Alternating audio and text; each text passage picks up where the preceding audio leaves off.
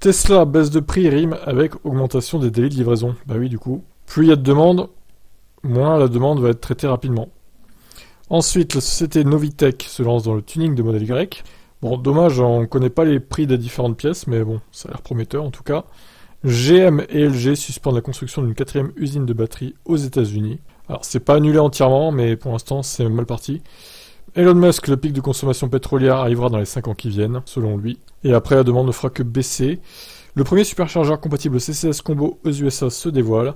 Il sera en Californie. Et enfin, encore en Californie, Tesla détruit la concurrence en 2022 en vendant 2,6 fois plus de véhicules électriques que la concurrence réunie. Et oui, voilà. Pensez à vous abonner. Alors, les news VE du jour, du 24 janvier 2023. Il y en a eu 7 sur la chaîne. Du coup, Lynk & Co va lancer un SUV électrique dès 2024. Pour l'instant, ils n'avaient que des thermiques. A noter que je vous mets les vidéos du jour en description si vous voulez aller voir ça en détail. Lightyear cesse la production de sa 0 pour se concentrer pleinement sur la 2, la plus abordable, donc 40 000 € pour 800 km d'autonomie, soi-disant. Ensuite, Tesla va intégrer de nouveaux robots pour mieux vérifier la qualité des habitacles de ses voitures. La Chine vient de dépasser l'Allemagne en termes d'exportation de voitures. Bon, évidemment, avec les voitures électriques qui arrivent en masse de la Chine, ça va être incroyable. La Kate K1, un quadricycle lourd pour 15 000 €. C'est quand même très cher, sachant qu'il n'y a pas le bonus de 5 000 € en plus, c'est que 900 € le bonus. Ensuite, ils ont trouvé une astuce pour pénaliser les Tesla qui squattent les superchargeurs sans se charger. Donc c'est en Chine, et tout simplement ils branchent les voitures en question. Malin les Chinois. Et enfin, des Français ulcérés par les variations de prix de Tesla veulent faire un recours collectif.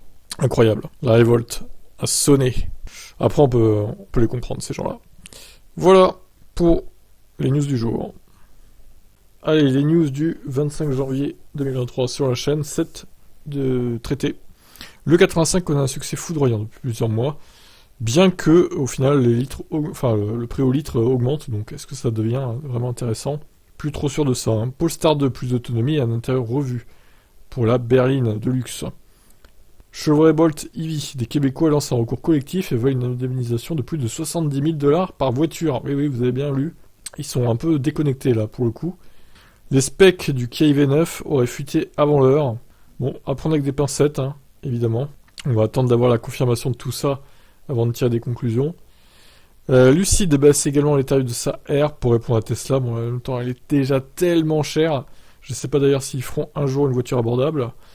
Les nouveautés qu'apporte la mise à jour 2023.2.0.5 de chez Tesla. Notamment, ça y est, le volant chauffant réglable par niveau, comme on a déjà évoqué précédemment.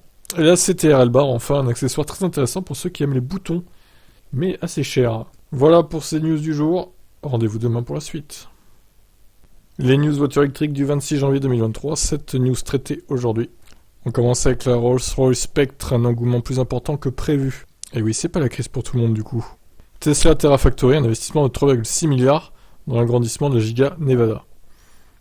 Eh ben, Stellantis annonce jusqu'à 700 km d'autonomie pour la future i3008. Donc Peugeot qui va accélérer sur les voitures électriques, il était temps, j'ai envie de dire. 700 km, c'est énorme. Tesla ne proposera pas de conversion HW3, HW4 car elle ne sera pas nécessaire selon Musk. Et surtout que ça coûterait trop cher à Tesla de faire ça. Consumer Reports classe le Blue Cruise de Ford comme le meilleur système d'assistance à la conduite. Le système de Tesla est seulement 7ème. C'est loin. Musk, le Cybertruck ne sera pas produit en masse avant au moins 2024. Donc ils vont commencer à produire en petite quantité des Cybertrucks à l'été 2023, mais ce sera vraiment au compte-gouttes quoi. Et enfin, Tesla dévoile des chiffres records pour le 4e trimestre 2022, avec notamment des bénéfices records de 3,7 milliards, ce qui est l'équivalent finalement de l'agrandissement de Giga Nevada. Bon, bah voilà, à demain pour la suite. Alors du coup, le 27 janvier 2023, 7 vidéos ont été faites sur la chaîne. Toyota quitte son poste de PDG... Toyota, pardon, pas Toyota. On s'y perd. Toyota donc quitte son poste de PDG de Toyota, mais il prend du galon au sein de l'entreprise donc. Moi qui me réjouissais au début de la vidéo en se disant « Oh super, et peut-être que Toyota du coup va augmenter dans l'électrification de ses voitures ». Eh bien non, ça m'étonnerait. Tesla l'annonce, les prix de ces voitures vont continuer de baisser dans les mois qui viennent. Ça c'est plutôt une bonne nouvelle pour ceux qui veulent en acquérir une. Objectif 2023 de Tesla, livrer au moins 1,8 million de voitures, avec pourquoi pas une chance à 2 millions en pic. Mais bon, ça, voilà, c'est l'objectif secondaire. 1,8 million déjà, c'est le minimum. Honda va vendre ses Acura 100% électriques en ligne exclusivement. Donc ça, c'est aux États-Unis. Airfit vous permettra de rétrofiter votre vieille 4L ou R5 en électrique. Bon, malheureusement, le prix est encore prohibitif, hein. Peugeot dévoile son programme en électrique pour les années à venir, donc, avec pas mal de nouveautés dès cette année. Et enfin, Tesla va vous permettre de visualiser la caméra cabine en direct depuis l'écran central de la voiture, dans la nouvelle mise à jour. Bon, bah c'est plutôt pas mal ça. Allez, abonnez-vous, et à demain pour la suite. Allez, la journée du samedi 28 janvier est un peu plus calme, avec 5 vidéos faites sur la chaîne. Donc Ford dévoile que ses batteries LFP sont 10 à 15% moins chères que le lithium-ion. Bon, ça c'est connu, hein. De toute façon elles ont moins de densité, elles sont un peu moins chères. Par contre elles peuvent encaisser plus de cycles que les autres batteries. Mais malheureusement, du coup, elles offrent un peu moins d'autonomie. Une étude a mesuré quelles voitures électriques attirent le plus le regard. Merde, excusez-moi, j'ai fait une petite erreur dans le titre. Ok. Ensuite, Tesla va dévoiler sa nouvelle plateforme et donc potentiellement la Model 2 le 1er mars 2023. Bon, j'espère que ce sera vraiment des révélations avec beaucoup d'infos et pas seulement quelques bribes d'infos. On verra. On sera vite fixé dans un peu plus d'un mois. Les autoroutes à vitesse illimitée sauvées par les VE. Alors ça concerne l'Allemagne, hein, évidemment, puisque chez nous, il n'y a pas d'autoroute à vitesse illimitée. Et enfin, dernière news, et pas des moindres, le Model Y est le 4e véhicule le plus vendu au monde en 2022. L'objectif est toujours que ce véhicule soit le plus vendu au monde, toute énergie confondue, en 2023, clairement. Et je pense qu'ils peuvent y arriver, sachant qu'il y a 400 000 d'écart avec la Corolla à peu près. Voilà, à demain. Et pour finir, l'actu du 29 janvier 2023, avec cette vidéo publiée, Volkswagen ne croit pas à la voiture hydrogène et ne perdra pas de temps ni d'argent avec ça. Et ils ont raison. New York pourrait exiger que toutes les flottes de covoiturage soient électriques d'ici 2030. On verra si c'est le cas ou pas. Mercedes devance Tesla et obtient une autorisation de conduite autonome de niveau 3 aux États-Unis.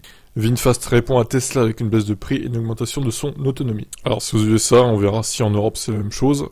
Suite au bad buzz, Bilib revoit à la baisse, sa hausse tarifaire. Donc on gagnerait quelques pourcents en moins de hausse.